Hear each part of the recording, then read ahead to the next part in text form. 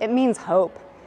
The idea of being able to help to change folks' perspective of what, again, is maybe portrayed as a negative aspect of our society and of our existence on the planet, instead really just having to change our perspective on it and seeing it as an opportunity instead of an issue. So that's, for me, what the project means to me, is a hopeful opportunity to help convert people's perspectives and to therefore, after we shift the way that we see ourselves in the world and the world around us, then really be able to shift the systems that are operating the world. Lauren and the studio have demonstrated that on a small scale, moving mountains means taking the natural remediation properties of soil and transporting that on a smaller scale, but on multiple sites as part of the healing process for the urban center that we live in. So moving mountains to me is the relocation of dirt from disaster sites, landslides in the area, in the neighborhood, that are being brought down, repurposed, and saved from landfills and remediated basically into the ecological territory of the neighborhood. Well, I've never seen anything really thought about the possibility of moving mountains. And I'm so blown away by that concept, and it makes so much sense, and it's so beautiful and really profound. And so it's made me think a lot about, I love mountains. I have a home in northern New Mexico, in Taos, at the base of the mountain. So it really gave me a lot of thought and connection to that place as well for me in terms of what is possible and what can we share with the world. And I also think it's very metaphoric to the idea of we need to do that in our lives right now across this planet in so many ways, all the way down to this place where there's a mount right over there, to anywhere that we can spread the kinds of messages that are here, and there's so many. So I'd like to think about what those are and then talk to different people about them in different ways, but based on the same idea of moving mountains. To me, moving mountain means, in a literal sense, transferring huge amounts of earth, of topsoil earth, from one location where a natural landslide has occurred to another location, such as here, so that it can be used to be remediated, and to also be used as a teaching tool and as a tool for bringing different people from the community together. It means to me an opportunity to restore our connections with nature and to show that places like Los Angeles do have nature value, they do have biodiversity value, and our lands and our soils can be an important tool for reaching environmental justice. Moving mountains means to me a reimagining of our space. It means moving the needle towards health and green spaces and towards overall thriving communities. Moving mountain, for what I learned over here, is like recycle material to bring it, good material to bring it to soil, to bring it to another place that we can reuse. And they teach me how a soil who looks like nothing can give you beautiful plants. And there's more to learn from me, and it's the first time that I come to this program. And believe me, I learned a lot, and I'm willing to spread the word with my friends, family, community gardens, everybody, because this is really important. We need to understand how important is the soil. Not only the bees, but without the flowers, we don't have no bees and we don't have no food. Moving mountains means a lot more post this tour than it did before. Before I just thought, oh, that's an interesting name. Now I understand the reality of moving mountains and protecting the land and it's so impressive to see a tree that has only been there 10 years that is supplying all this shade on a lot that was asphalt. I think something that stood to me is how we have built this urban landscapes to build our cities that are restraining the natural habitat, so it prevents them from doing what it's meant to do in nature. And I feel like there's one thing there. The only true thing in life is change, so we're constantly changing, constantly transforming. And I think the earth around us, nature around us does the same. So it's constantly moving. And for me, that's what moving mountains is. It's that constant change that is present, that by making it a little bit more intentional, we're allowing nature, soil, earth to do what it's meant to do, which is to move, to grow. Moving mountains, it's a really interesting tour. Definitely got to know a lot more about what Metabolic Studios is doing and kind of the various projects and their mission to both change the kind of messaging about the ecological landscape here, besides we're actually doing things. I think it's a really interesting project, and there's so many different avenues that it's already going and places that it can continue to go and grow.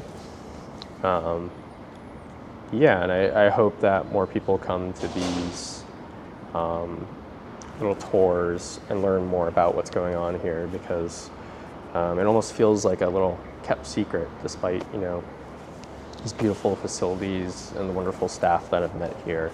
I hope that more people are able to learn about this.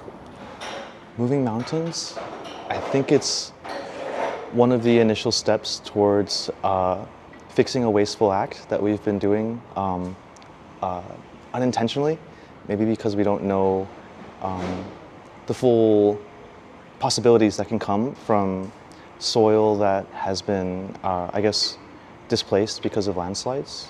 So a very interesting project to come visit. I think for me, being trained as an architect, one of the things that I'm really interested in is somehow imagining mountains as being a part of our city, like a part of what we actually inhabit, and trying to not imagine that as some kind of landscape that is separate from our lives here in the city. And so the Moving the Mountains project here, I think, really is all about that. We somehow take on some kind of stewardship of just soil, of minerals, and include that inside of the life of the city. I'm trained in literature, so as a poet, moving mountains sounds like something very arrogant, but I like how the project undoes its own arrogance and becomes this humble experimentation with what can possibly happen in the wake of a disaster. And the whole day made me rethink the nature of disaster as opportunity is too capitalistic a way of putting it, but as part of a cycle that has been accelerated by human activity, but that is actually a natural cycle of destruction and repair.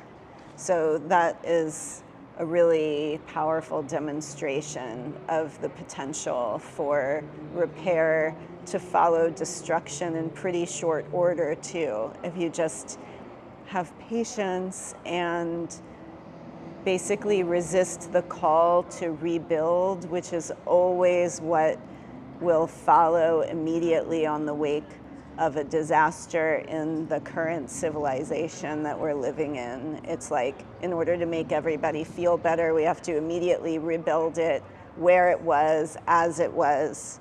And there's never time taken to take a breath and think about what the land needs and what all the beings that rely on the land, including us, but not just us, need. Moving mountains means a kind of remediation, not just of soil, not just of water, but of an entire kind of capitalist thought process. That what Lauren said again today was a floodplain wants to become a floodplain again. I think we want to become our healthiest, most connected community versions of ourselves. That's what we are like kind of deeply geared towards. So how do we do that? Not just in the land, not just in the water, but together. So we're co-creating another version of what cities could look like and what communities can look like and towns can look like, and just how quickly that the kind of how quickly the how would you say it, like the capacity for homeostasis is like where we are kind of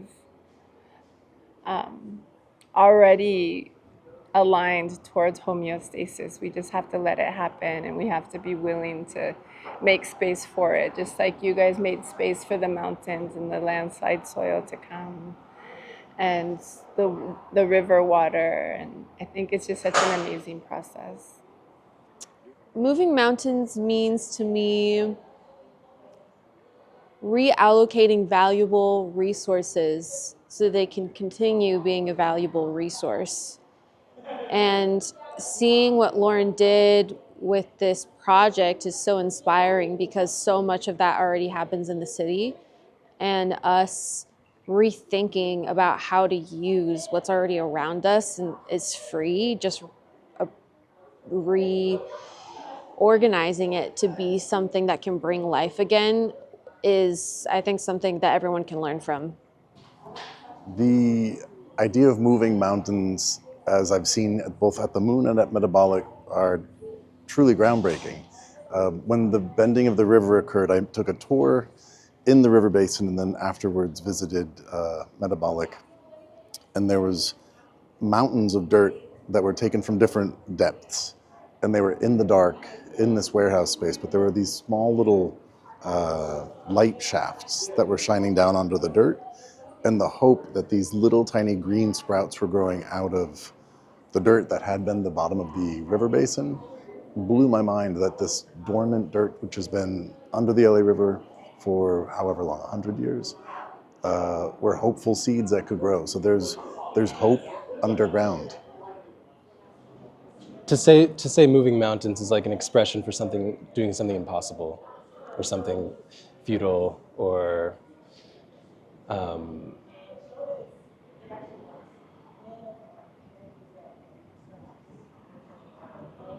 but Metabolic is able to work at this scale, this sort of impossible scale, and it's really interesting to see the results of that.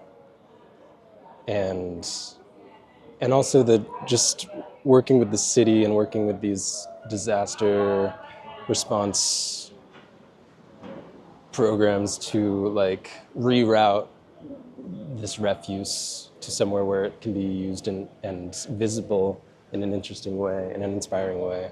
Moving mountains is some kind of acknowledgement of our natural systems and how they impact the health of our world.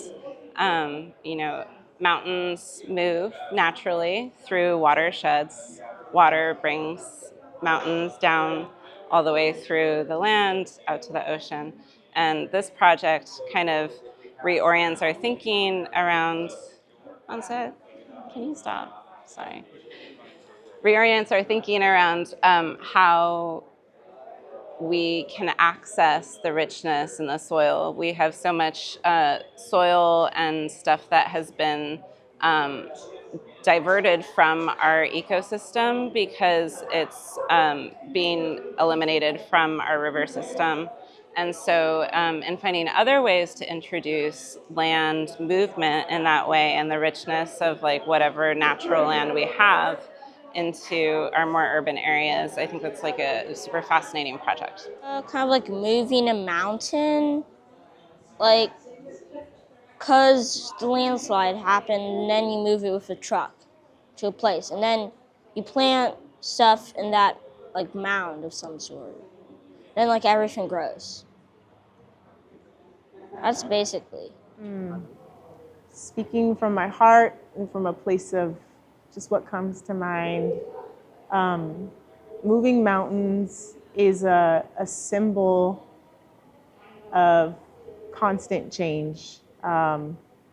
Everything's moving around us constantly in minute ways, in large ways, and it's an opportunity to honor our natural systems and be an active participant in that change in a holistic, healing, regenerative way. Moving mountains means embracing flux instead of maintaining a status quo, because something I see a lot with a lot of ecological or conservation initiatives is that they picture a certain time period and then recreate it and try to hold everything in place. But it seems that this project is about taking advantage of nature's natural changes and then using them to build new opportunities that will then continue to change. Because I noticed that the guide said her goal is to create a successional space as opposed to just something very specific and keeping it that way. I think it really offered kind of a hopeful, refreshing perspective on what we can do with the soil that we have here and how we can remediate it on our own land instead of sending it elsewhere. And yeah, I think it offers kind of an alternative way to what we've been taught or what we're used to seeing, and something that also we're not really taught to think about. We're not really taught to think about where does soil after a disaster goes. I never thought that it would just be swept away to a landfill, and instead what can we use it for to teach community, bring together community, and I think that community support that it fosters here at the Moon is an important step to bringing about a greener future, and also helping LA also find a new way of treating our soil. Moving mountains really seems to be about finding value in the things that we throw away. This project is an incredible statement of love for what is happening in our world, how climate change is impacting communities, and really helping to find ways to bring value to the things that would be discarded and honor the traditions of our earth. Moving mountains, it's a remediation practice, as technically, but it's really a reclamation practice as well, and it's about kind of working with the current state of affairs and trying to think, like, it's basically meeting the land where it's at and doing what we can as stewards to bring biodiversity and healthy land practices back into an urban landscape that has honestly been removed from the natural life cycles that the soil and all the plants and animals that exist on top of it participate in. So it's re-entering the natural cycle and cooperating with it rather than trying to suffocate it.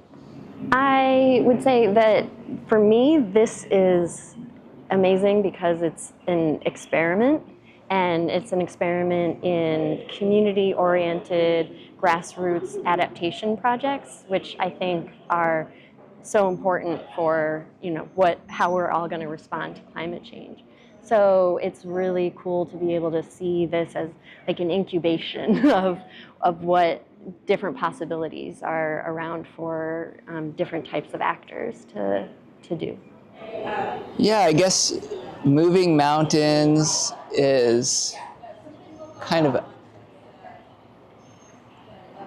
it's a proposal, it's an experiment, it's a kind of, it's an investigation into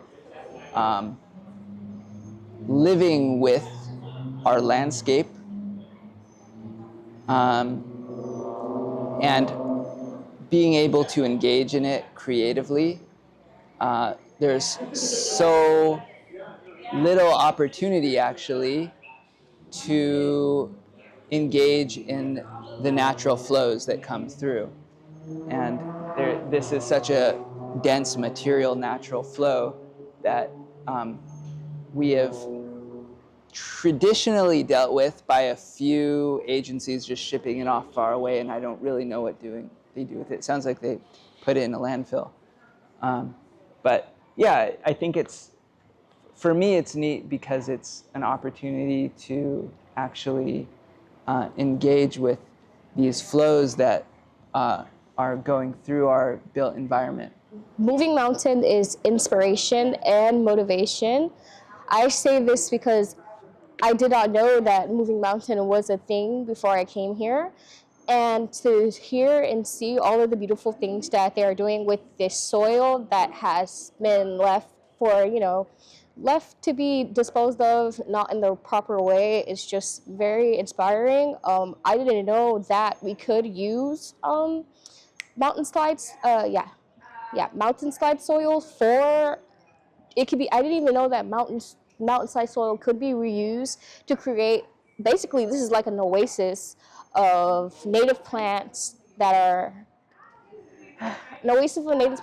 just helping the environment and helping, us as people.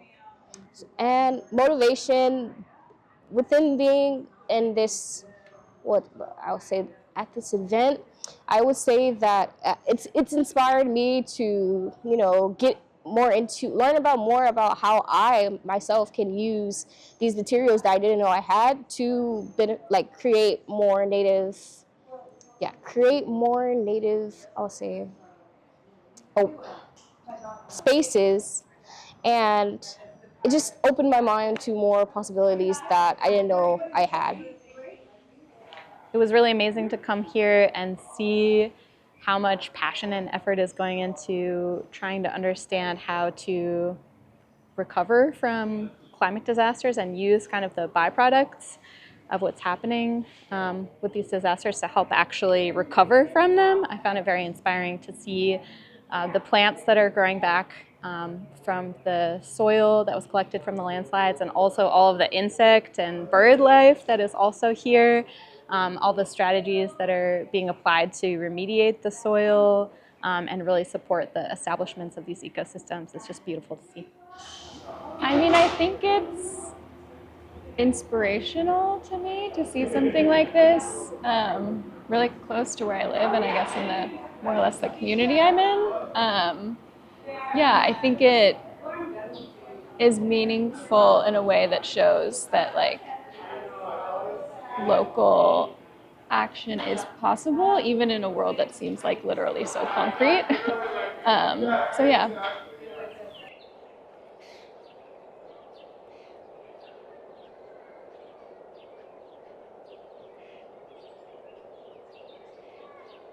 I would use disaster debris to help to rewild all of Los Angeles.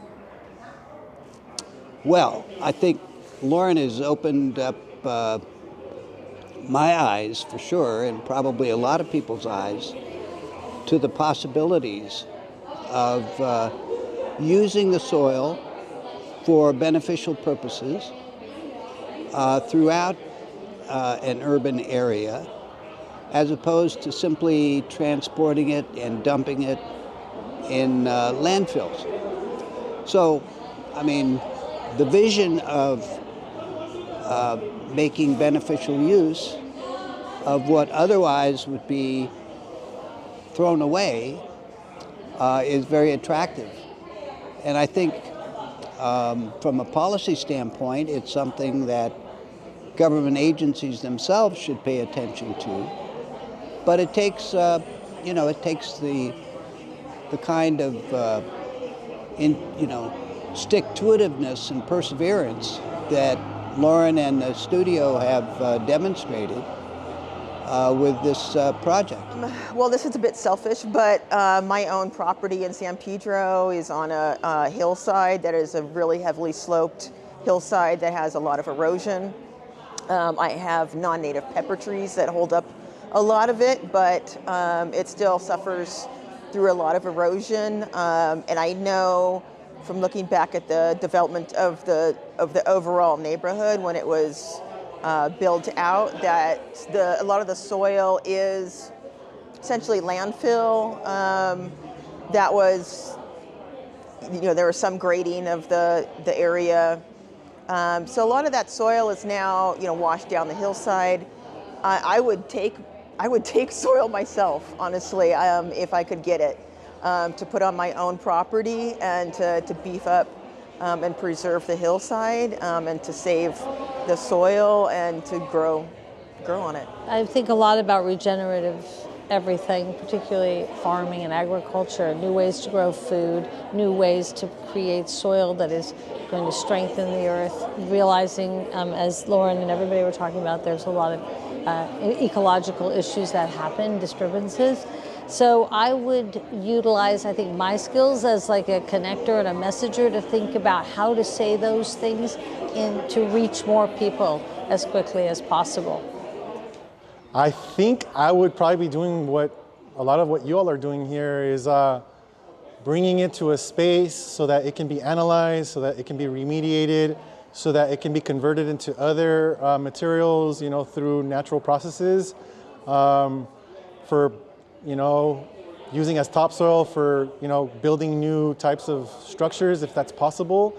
Also for using it as an educational tool and a tool to raise awareness about the impacts that natural and man-made disasters are having on the environment.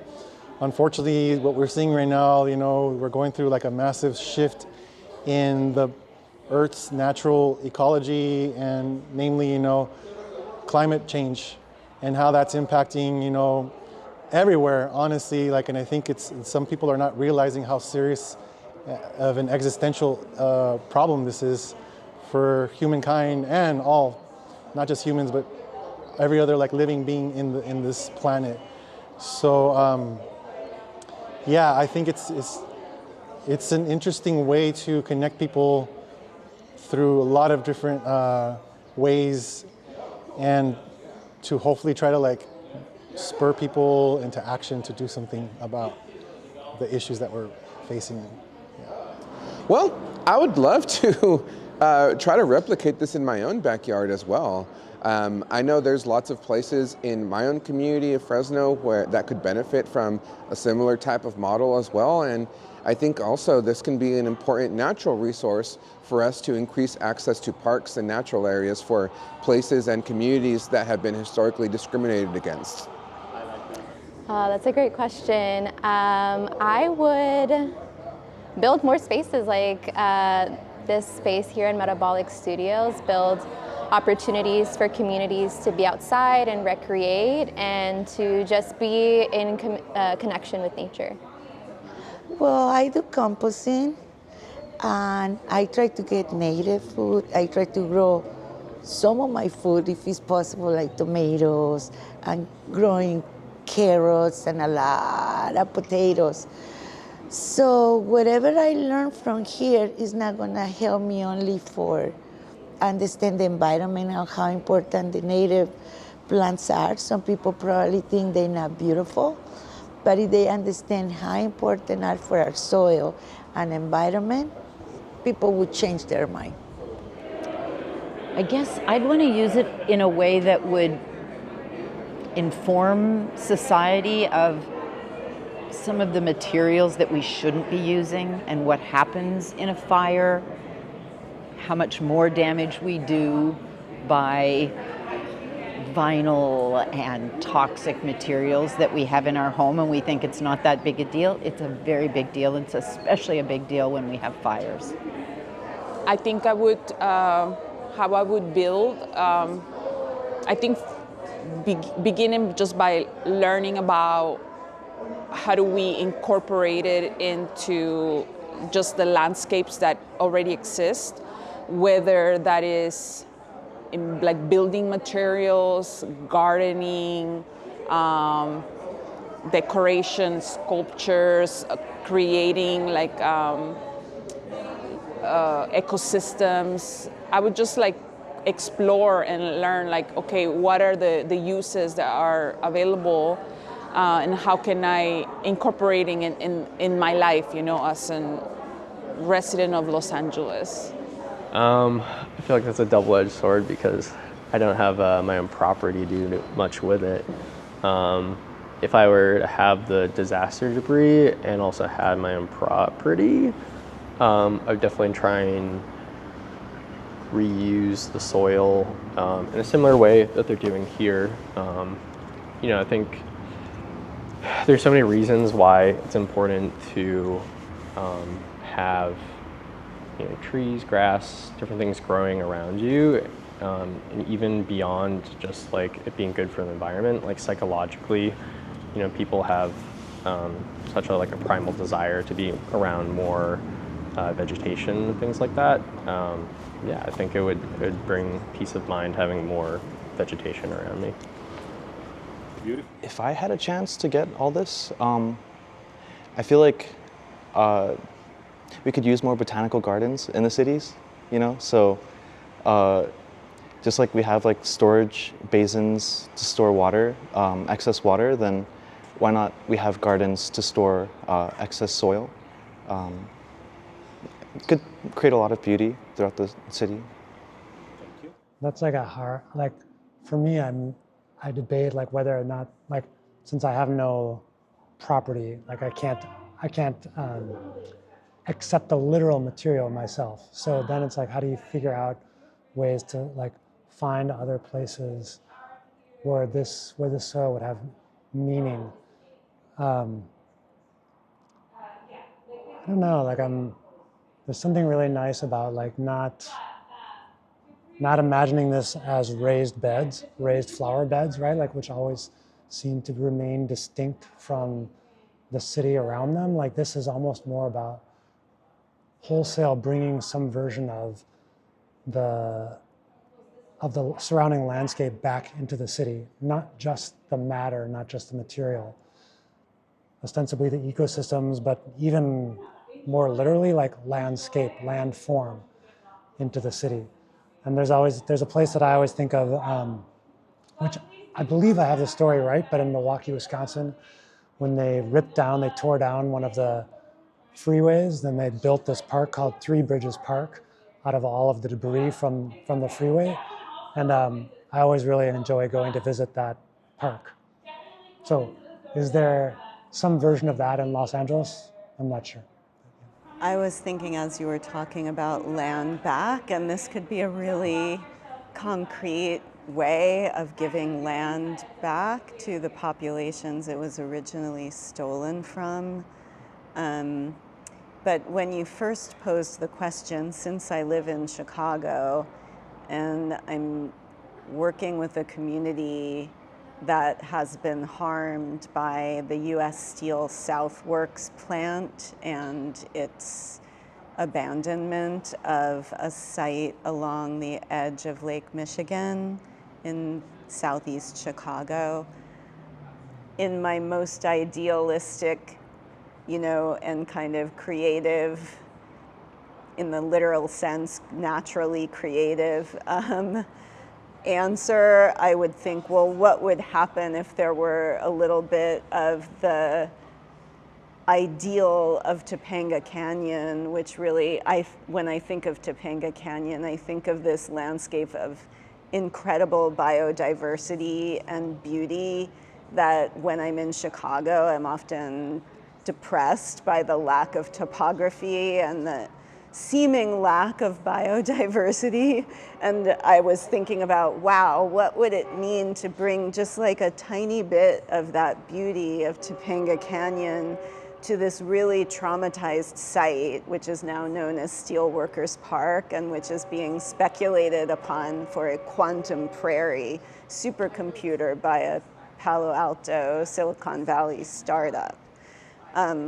So it wouldn't be native and it wouldn't be possible because it wouldn't be kind of green or sustainable in any way to bring it all that way. But if it could just be a germ of like making some kind of ideal possible on this very dystopian landscape, I think that would be cool. Maybe I would make a park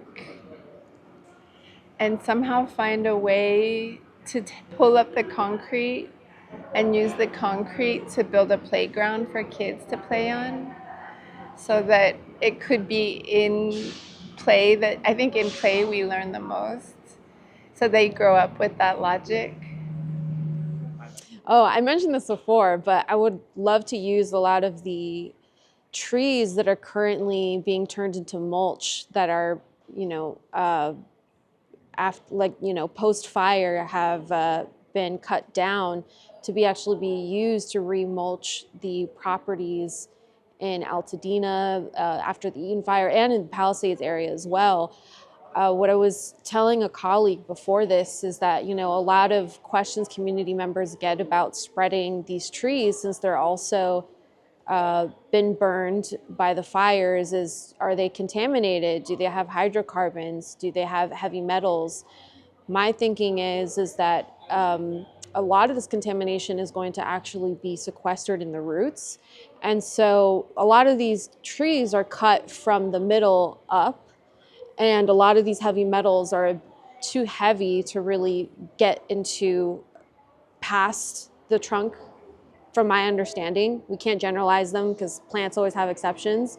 But what I was also mentioning too is that this wood now is organic matter, and it's already primed to survive a fire better for next time, because all the microbiology that has survived on it has survived the fire. So it's very resilient. And so it's going to continue to evolve and adapt to be better for the environment. And so the contrast of not having anything over your yard that is contaminated, maybe even excavated, to adding organic matter that will then decompose and also add beneficial microbes that have already adapted to this trauma could be really beneficial long term. So I think it's just another way to reallocate our resources well.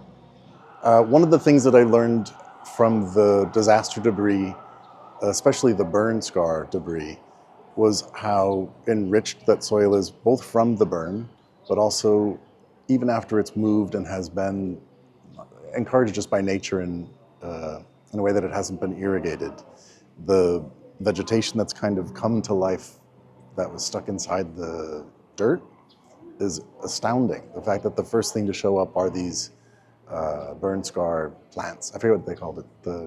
I don't remember the name. Well, I like this. I was thinking about this method of just transplanting it and watching what happens. Watering it, giving it moisture and sun, and allowing it to just exist on its own and not be interrupted. And then just saying, behold, like, look at what happens when you just leave it alone. It's really amazing to think about, like, unlandscaped,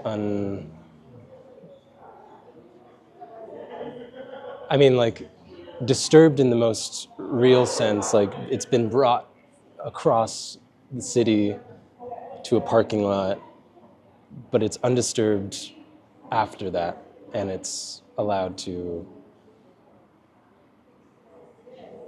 create new life. A lot of the way that our landscape is made right now is flat.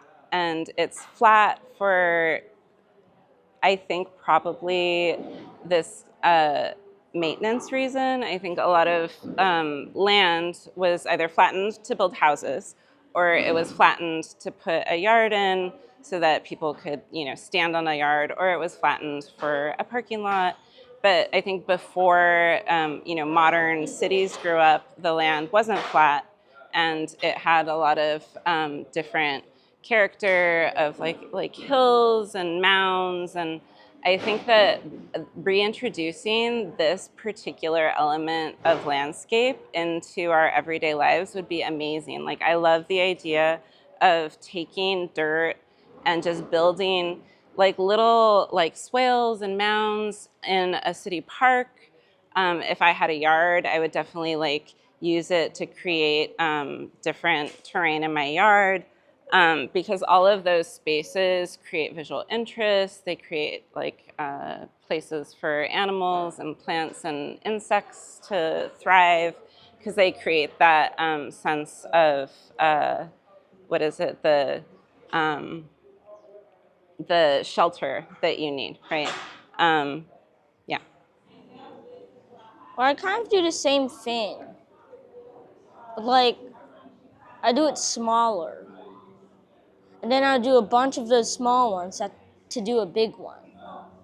If allowed, go slow. Take time to really observe and understand what material, what the landscape is that we're working in, and understand where those debris, obviously understanding what we're working with to make sure that it's clean and can be utilized in a community in a way that could benefit that community. So that's where the slowness comes, is understanding the totality of the material, and then being able to identify in a holistic way in community how that material can benefit either the local community or a community nearby. And when I say holistic, because I'm looking at ways so it doesn't, where it won't have a deep environmental impact through fossil fuel, through just having to transport too far of a distance, ideally keeping it local, but that's not always possible. And so being able to, again, look at ways in a collective plan of where that material can be used in a way that could benefit a community that is in need of material that is being disposed of, that is seen from a lens of that it's no longer needed or it's causing a problem. Nature doesn't make peace. Nature doesn't make waste. And we just have to think about how we can, play and engage with that material in order to have it continue to serve. Because it will serve, but how do we work in partnership with it so that it can, the material, the matter, the living organisms can continue serving in a way that could benefit. I unfortunately can't do this because it's not technically my property, but I can think of some places in the backyard that I love to pile some and then see what happens. Maybe add some seeds to it to give it a head start. Well, if I was given the opportunity to take some of that soil, I think I would definitely bring together a lot of young people to learn how to remediate it and to use it and give it new life again, because I think we can learn about these types of things and how our soil's toxic, how we're misusing the land. But a lot of my generation feels hopeless when they hear these things, and I think we hear a lot of tragic things, the rate that we're consuming news and bad things happening, and it can feel really overwhelming. So the fact that there's kind of a new life given to this soil in a way to heal it on its own with a little bit of our help kind of gives me hope. And I'd want to share that with others. That's a hard question for me to answer, of how I would personally use disaster debris. I think about that because I don't have space where I live. I do have like a very small, kind of 2 by 3 foot little plot of dirt, and I think about how I can reclaim that earth from what it was planted with, and how I could, if I were to be the recipient of some of the earth from a natural disaster, how I could utilize that in my home environment. Or if it's materials, if it were wood materials, would there be a product or something that I could create out of that? So I do think that that's a larger answer that I would need to think through. But being at a site like this does actually help stimulate that creative energy and that creative mindset. It depends on the quality. I think moving mountains is a fantastic way to utilize disaster debris. But I think generally speaking, like finding creative ways to reintroduce it and reutilize it in a way that is educational and brings us back to, timelines and timescales that we're not used to, which are life cycles, regeneration, things that take decades and decades and lifetimes and human lifetimes to kind of play out. I think just using debris as a way to zoom out and understand kind of the process that we're all living in, which outlives all of us many, many times over. So, perspective. I would probably try and use it in my garden, personally. So, what Joy was saying before made a lot of sense to me. Topsoil gets eroded quickly, so getting to use it like that. But I do think that thinking about it at larger scales is interesting as well. In our school systems and beyond that, thinking about public areas, even standing on one of the mounds of dirt out there, and you're aware that you're in an industrial area of Los Angeles, but there's birds chirping, and the trees were rustling, and there was breeze, and it did give a sense of calm, even though you're very aware that you're surrounded by an industrial area as well. For me, I would see about if it's enough clay. I would like to make adobes and build kind of like Arabic-style pigeon roosts with domed ceilings with a little hole for air ventilation, and have like a little pigeon or bird sanctuaries built out of adobe in sort of a traditional architectural style. I would use them to create like my own garden. Where I live in an apartment where I don't even see greenery. So I would like to use soil that's been, I would say reactivated within this space to create my own space so that I am doing better for the earth by introducing my own home to native plants. I think it's a really good idea to use the debris to remediate the soils and bring back the plant life to the areas that have been impacted, that are dealing with contaminants and in need of topsoil.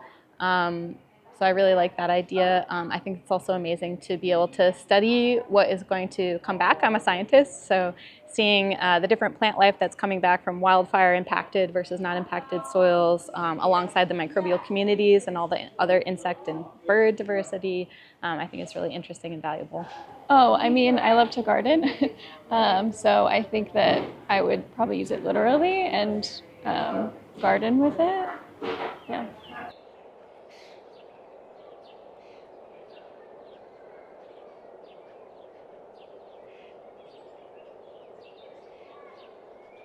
To me, what I'm honestly seeing in my mind and also feeling inside is that hybridization, the urban wild, the beautiful blend between what used to be and what is now, and taking that out with me as I go, of continuing to be able to see through that those kind of hybrid glasses of not just seeing what could be considered nature or natural or wild or wilderness, not just seeing the city, the built, the infrastructure, but how are we really integrating those things again, and being able to do so in such a mindful and also beautiful type of a way. So that's the image that I'm taking away from today.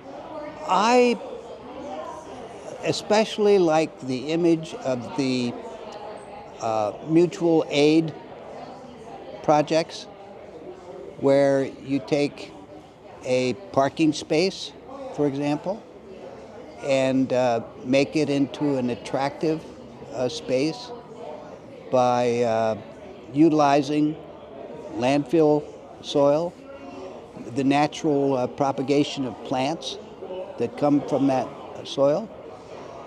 To me, that's one of the more exciting prospective takeaways, or actual takeaways from the tour today. Regeneration, the different mounds with just the loose debris soil, and then just to be able to see just the weeds, the greenery just coming out of it naturally. To see that, the greenery coming up from the rubble, essentially, that's the image that I take away from here, is that post-industrial dystopian sort of transition to a new ecological, sustainable environment.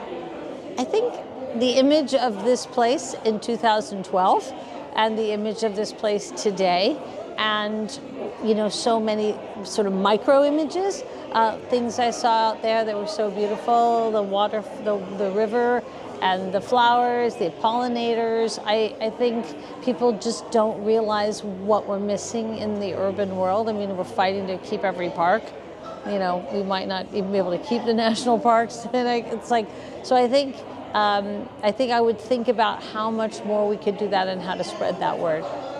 I mean, number one, I'm thoroughly impressed by the space. I didn't know that this was here. I've passed by this location probably hundreds of times, at least 100 times.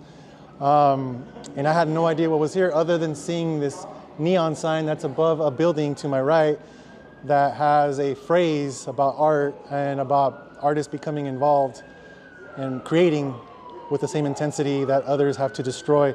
So I always knew that there was something interesting about this space, but I just didn't know exactly what was happening. And it wasn't until a few weeks ago that I ended up visiting the space across the river. Then I learned what was occurring there. So I think overall, I'm just really happily surprised about what I witnessed here today. And I'm also really happy about the people who are working here, just through recent associations and introductions, but also there's small circles of small degrees of separation.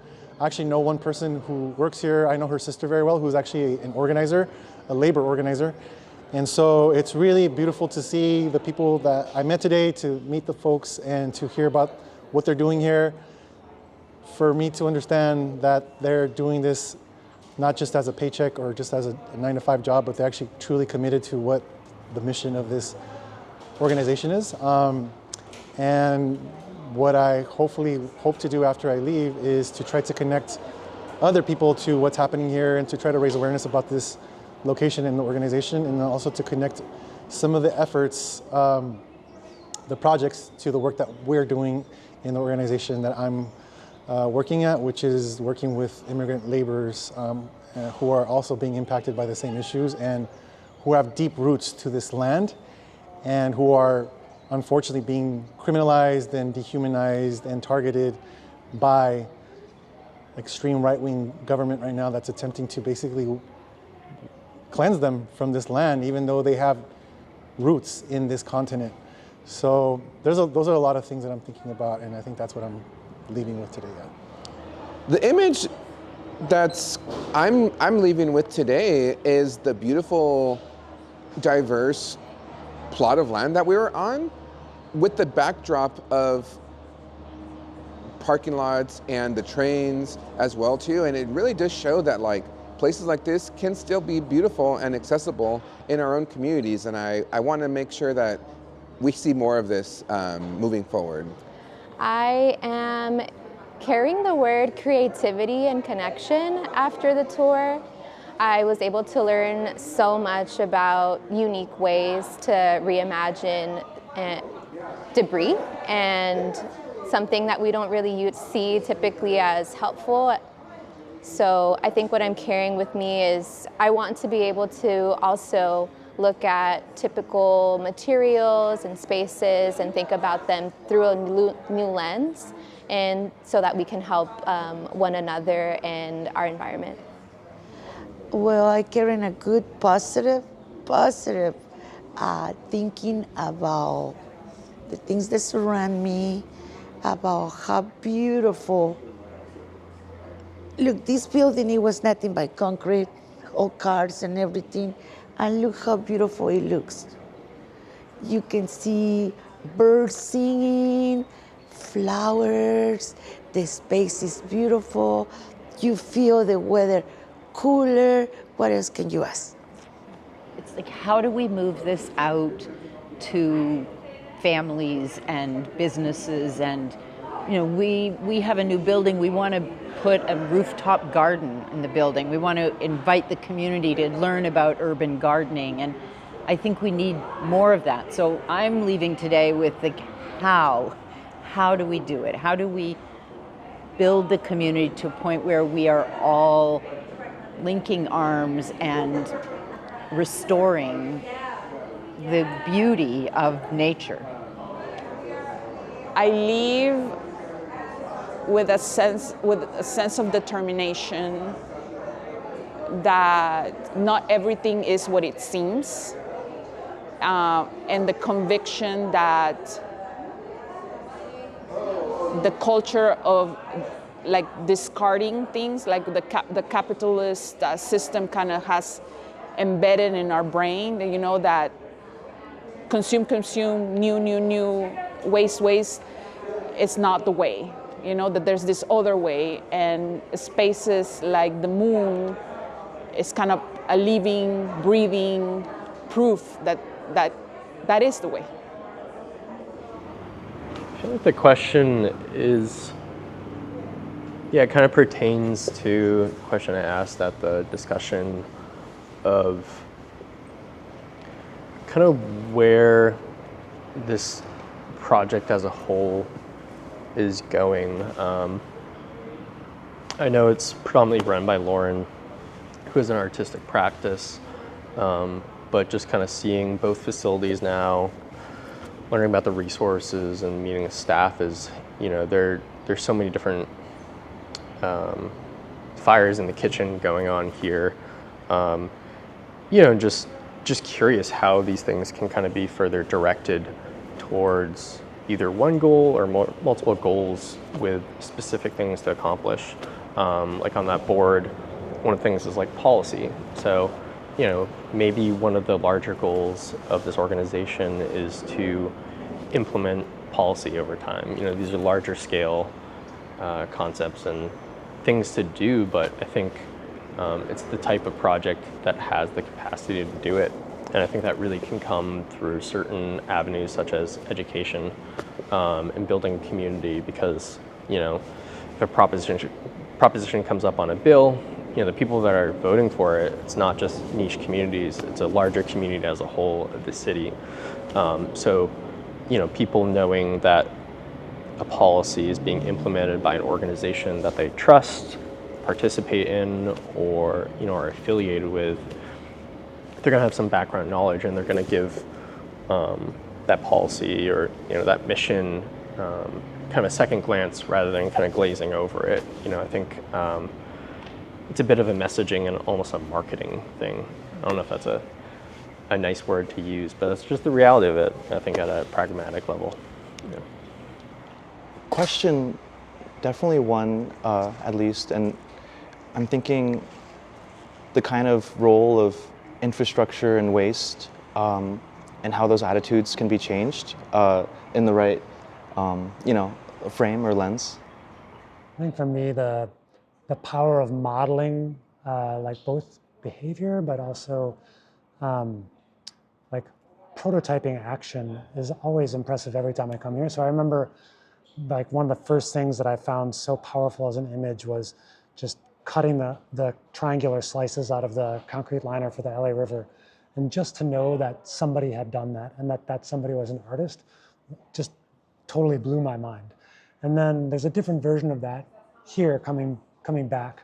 Obviously there's like all different types of experiments, but seeing the cars parked out on this, like the Neandros project with the one parking spot that's been had the concrete removed, and then have the cars parked next to that.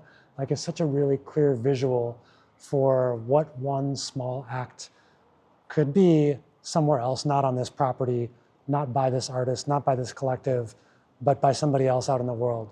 And I find that like super empowering. It's not quite the same as cutting a piece of concrete out of the LA River, but you can just imagine that if enough people do this relatively simple, relatively small act, there could be significant consequences.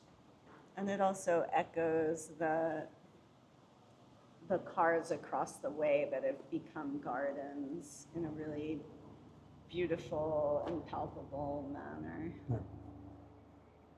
I think my question is mostly how do we become humble enough again to see soil prior to its planting and prior to any process of beautification or any process of architectonic utility.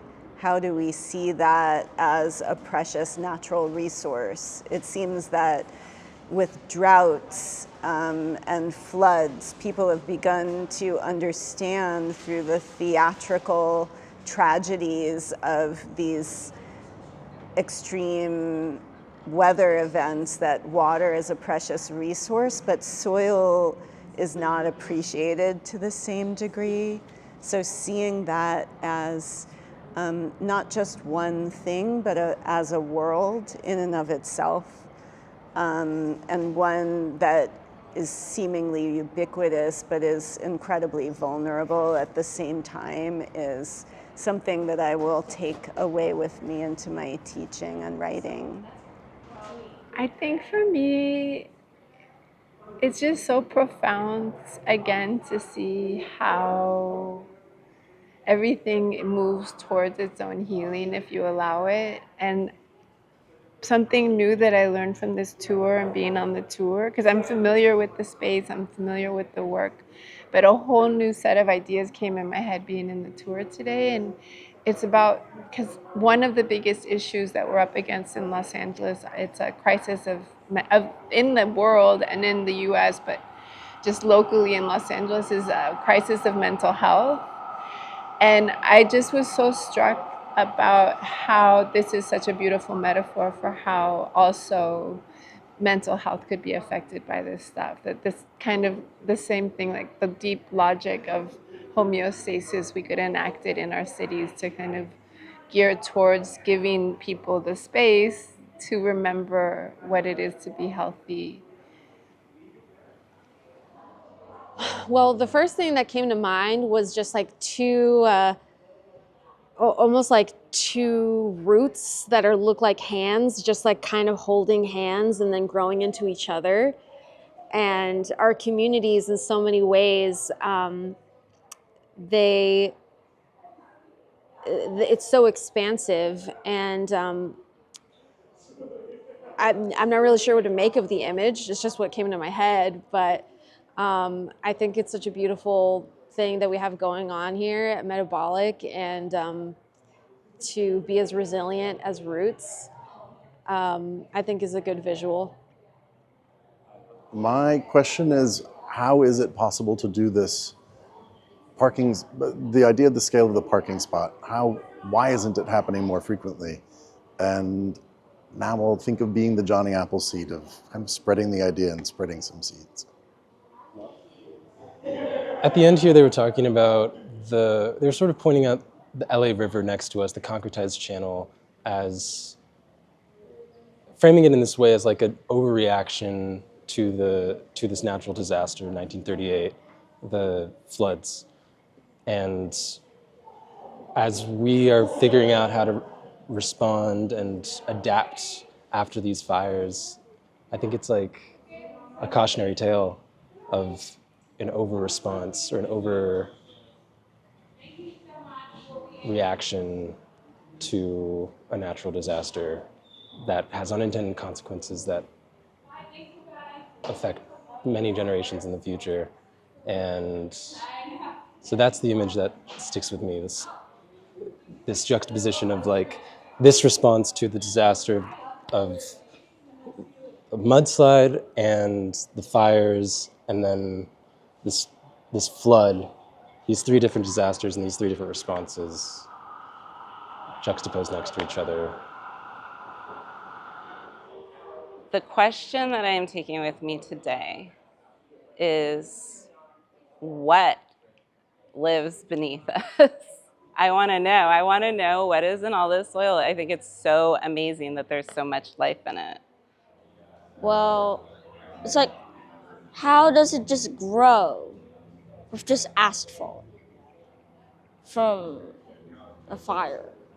How does it grow? Because like there's no seeds or anything like that. It just grows up, and you put the asphalt down and put some dirt on top of it. It just grows. Just water and sun. How to work in deep partnership, in deep collaboration with entities, with individuals, with policymakers that don't quite have the same perspective yet.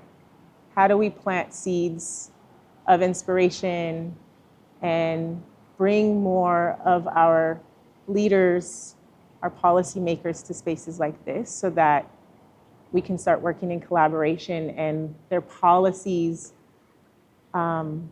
start to reflect a more holistic lens and land stewardship and traditional ecological knowledge and really understanding what the deep needs are of our community. The question I'm carrying with me is, what does society look like when it's based on flux as opposed to structure? Because you can look at all the things we've been doing. We're trying to put out fire after fire, prevent disaster after disaster. We channelized the LA River to try and keep it under control because we built this very rigid structure and we want to maintain it no matter what. But what happens if that's not our goal? I don't have an answer right now, but that is a question that's going to be sitting in my head. I've been really moved by the fact that so much of our topsoil is being sent away to, or toxic topsoil is being sent away to other communities to deal with instead of dealing with it on our own here. So I think that really made a big impression of me, and how Lauren and the Metabolic studio has taken a little bit of that responsibility into keeping it here and using one of the circles, for example, to contain that toxicity here, and then also discover that using the trees especially can keep that toxicity at a very minimal level.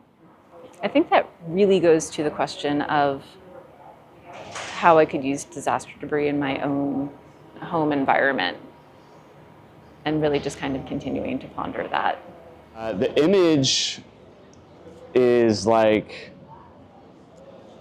an aerial shot of little oases kind of dotted around, gasping for air, coming back to life. That's kind of what I see this site as, is a re-excavation of a land and soil that's taking a breath for the first time.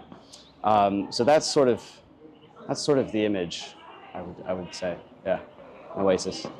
Well, I think given my background in environmental policy. I am very curious what the kinds of how the city government, how the state government could do more, because I know that that's where a lot of the hangups are. And so thinking about some of the discussions we had, how do we create the demand? How do we create the pressure on local government and state government to do more of this? And also, what does it look like to get more private landowners involved as well in terms of the industrial areas of LA and getting them to rethink how they use the land that they work on? So I guess the question I have is, how can this material be utilized in a forest system to minimize erosion from happening in the future through some sort of earthworks and possibly planting? And then I guess there's a secondary question, which is around what are the policy barriers for that sort of rapid response, because, well, there's a need for it where the erosion takes place. I'd say more so than, you know, shipping it far away. And it sounds like if there were resources available and like policy type systems put in place, it would be possible to actually utilize that material in a way that created a more green system that had more rooted soil and could withstand large rain events with less erosion. The question that I'm carrying is, how can I get my hands on some soil that I see is doing great and that's creating so much native life? How can I be able to introduce this to my community and allow them to see the beauty that is moving mountains? I think the biggest thing I'm thinking about right now is how can this sort of approach be scaled up and also applied to other cities, other urban areas. I'm up here from San Diego, so thinking about our San Diego ecosystems and what could be applied there. I'm also a microbiologist, so thinking a lot about the microbiology in the soil, how that could be, how it's already working to kind of remediate the soil and support the plant life, and also maybe different approaches that could be applied to support the microbial life even more. Well, I'm just really curious about a lot of the things that we talked about, like, for example, how what happens to the water in the LA River, where, as I understand it, it's diverted in an uncleaned way into the ocean.